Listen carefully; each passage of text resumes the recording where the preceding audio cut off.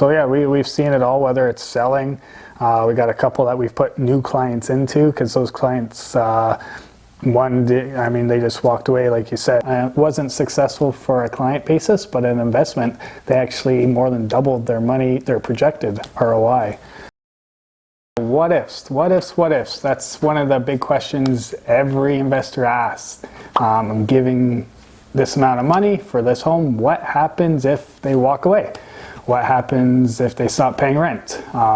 So our big thing is, JAAG, we take care of the what ifs for you.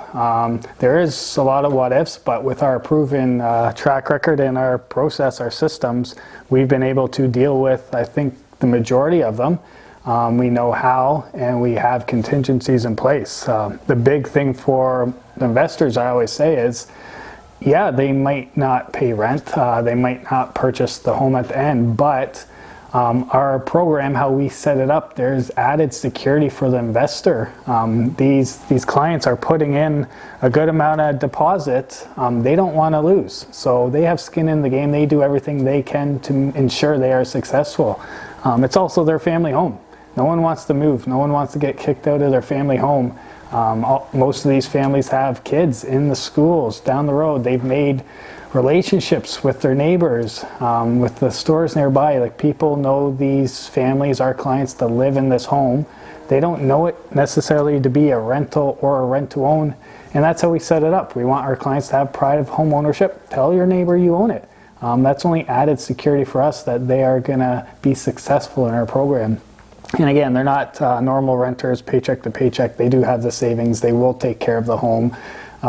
Majority of them do some sort of renovations, painting, just to make the home what they want since day one. So there is that added security, but there still is the what if. Whether they do all that, there still is the what if. What if they don't pay? What happens when the clients do not pay? Yeah, absolutely. And you know what? Sure enough, it does happen sometimes. So, for the term of the rent-to-own program, they are tenants of the home. So it's very similar to the process as if you have a normal tenant. And if they're not paying, you have to serve the proper forms. The N4s, make sure that they are paying. In worst case scenarios, you might have to go to the landlord-tenant board and actually have them properly evicted if they're not paying rent on time. But again, like Adam mentioned, we have an existing relationship with the client as well. So they know that they've given a large deposit. If they're not following through with the rent-to-own program, that's money that they're going to lose, that they're not entitled to anymore if they don't follow the rules and pay the rent. Now, we have seen situations where client, maybe their job has gone on a strike or a labor dispute where they're not able to pay.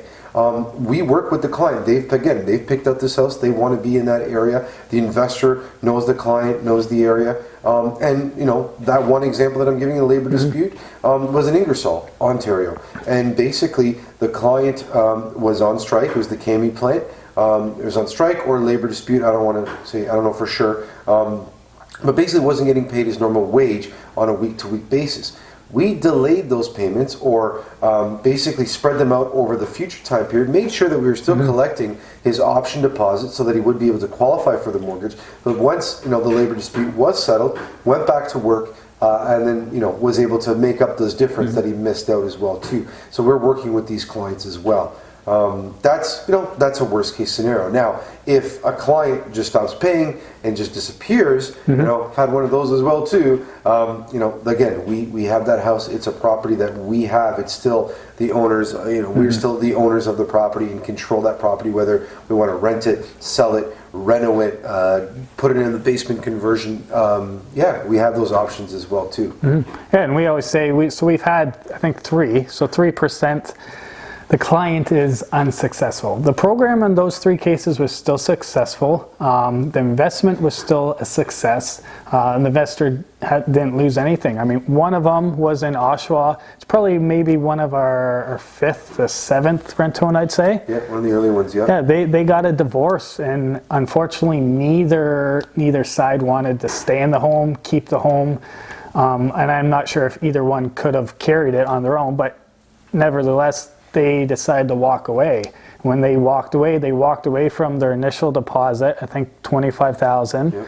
They had another 10 to 15 saved up in the monthly rent credits because they had been there for 2 years.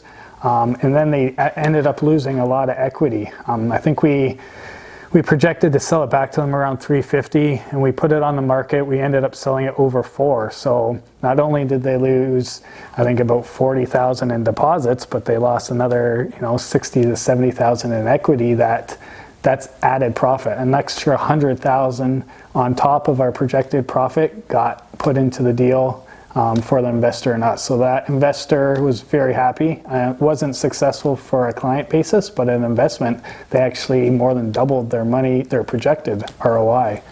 Yeah, and nobody can predict the future, and we don't know what's going to happen, whether it's with the clients, the tenant buyers, or the market itself. But we do have a lot of those things in place to make sure that if they do go that way, in most cases we have a solution for that problem.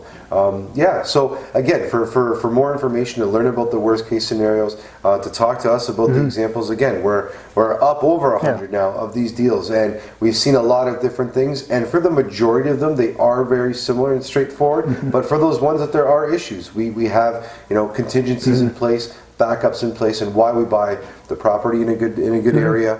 Why we vet the client a little bit extra, and have those things in place. We've seen it all, whether it's selling. We got a couple that we've put new clients into, because those clients, they just walked away, like you said. Some of them happens, other times we sold it, and one right now we're doing a renovation. We're putting 100,000 into it. It should be done in about a month or two. We're pretty excited about that, and then we're going to be putting it on the market. The exit strategies are real estate strategies, whether it's a flip. We might flip and rent that, right? We might do the BRRRR strategy, right? Refinance it, keep it as a Airbnb or a rental. It is up in Muskoka on a pretty well-known road.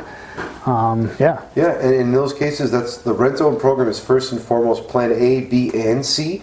And if we can't get those done, in a worst case scenario, the client is gone or is not able to qualify, then we do have those options. Another example, and it hasn't happened, but it would be that if the client can't qualify for some reason and they are paying on time and they're good clients, they stay there and continue to rent the property. That is also another option as well too, where you're covering, the client is covering you're covering costs on the property every month, and you're still cash flowing and profitable on the property itself. So lots of different exit strategies. For me, I was always a conservative investor, still am, and for me, this is one of the safest routes that you can go. So in the worst case scenarios, maybe there's something we haven't thought about today, and you have a concern or a question.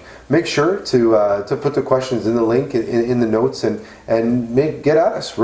We'd like to hear something, maybe something we haven't heard. We've heard a lot of it. We're doing a lot of presentations, talking to a lot of investors, a lot of questions. So we think we have most of the answers, but we always like to hear something new. And if there's something that we haven't thought about, make sure you reach out and get at us. We can talk to you. I mean, the what ifs always come up. It's on everyone's mind, and we can go through our exit strategies, what we've done. Like you said, whether we just put someone else in it. What if the client can't get the mortgage at the end? That's usually a big one too, right? And we've done several extensions, right? The whole goal of our program is for that client to own the home. We set them up for a certain period of time based on what savings they need and based on their current credit situation.